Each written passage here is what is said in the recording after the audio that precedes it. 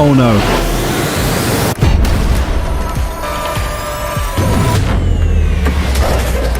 That has been a massive accident. That's a big crash. These are the 20 craziest crashes in Formula One history. Starting off with Romain Grosjean's career-ending accident. Towards the back, Grosjean has already gained 2 places coming out of turn 1. Grosjean's still making moves to try and gain places.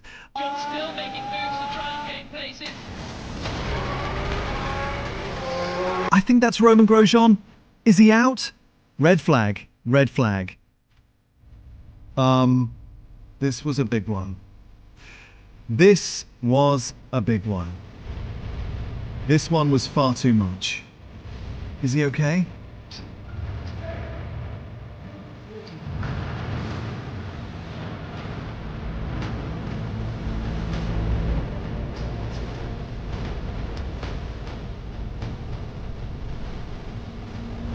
It's an absolute miracle he survived.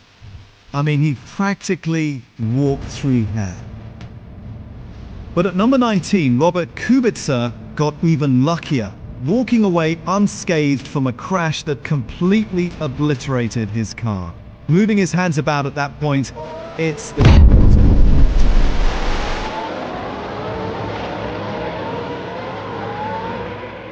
and head first into the wall.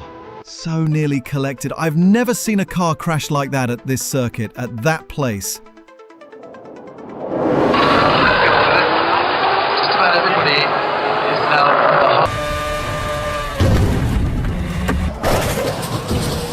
Now you'd think that kind of wreck would be impossible to walk away from, but Mark Webber somehow found himself in an even scarier situation when his car turned into a freaking missile after colliding with Kovalainen. Then he's lost it. Oh no! Mark Webber's gone right up there. Oh! Mark Webber has gone completely over the top there of Kovalainen. He's thrown out his steering wheel. What an impact that was.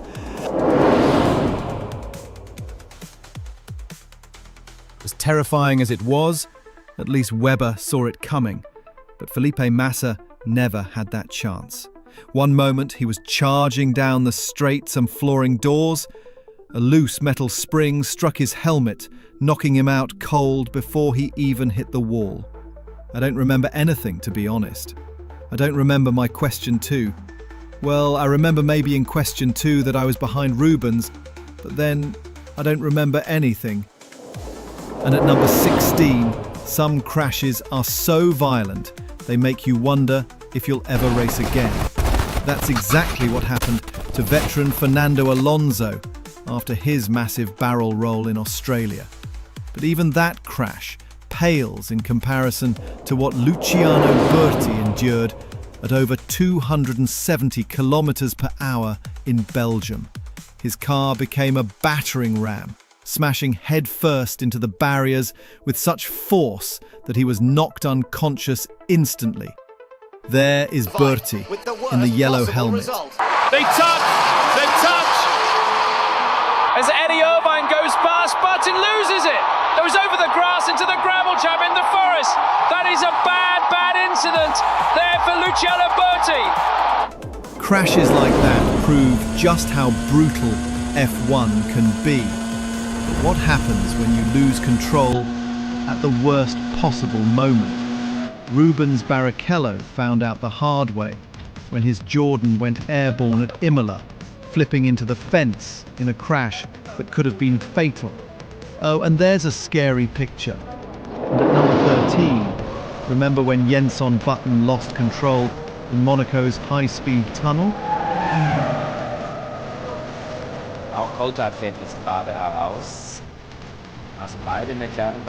A crash at 180 miles per hour at the world's most difficult racing circuit. British Grand Prix driver Jenson Button was lucky to escape with his life. That's the thing about F1. 1 second everything seems fine, the next you're hurtling through the air. Down into third, fourth position goes Damon Hill in. Wow, that's one of the Jordan. Like when Martin Brundle went airborne in Australia. completely splitting his car in half on the very first lap. Down into third, fourth position goes Damon Hill. Out. That's one of the Jordans. This is what we feared at this corner. And that looks very nasty indeed. But if you think that's dramatic, Derek Warwick's crash at Monza was even crazier. His car flipped and skidded down the track.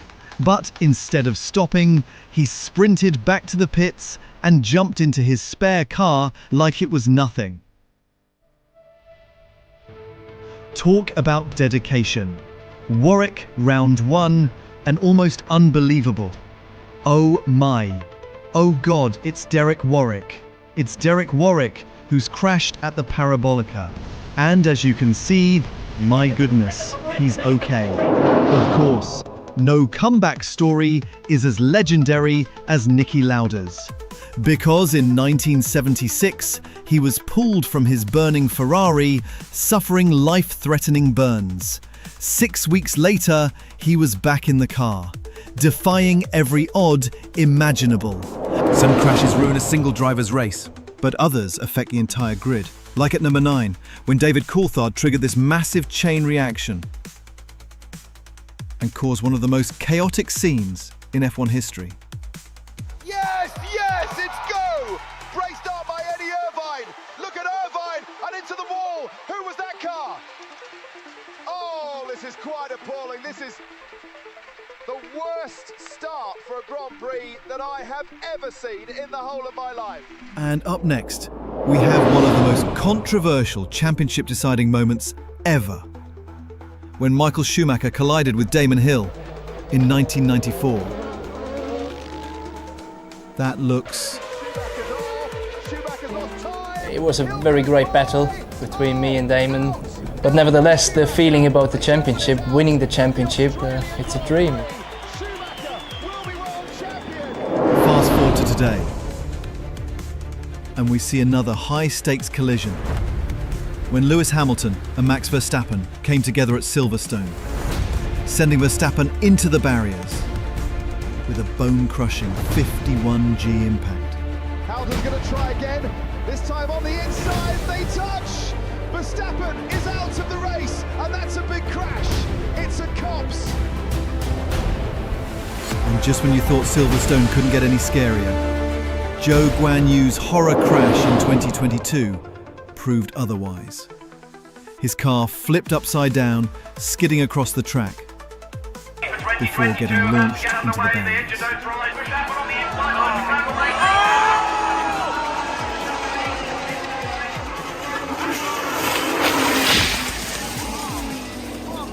But at number 5, remember when Nick Heidfeld lost control and violently T-boned Takuma Sato in Austria?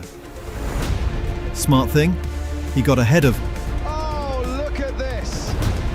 Straight into the side of the Jordan. Unbelievable. That's a huge impact. Luckily, that wasn't as embarrassing as what Esteban Ocon did to Max Verstappen while trying to unlap himself. That is Max Verstappen, the race leader. And he has spun. What an idiot. What an idiot.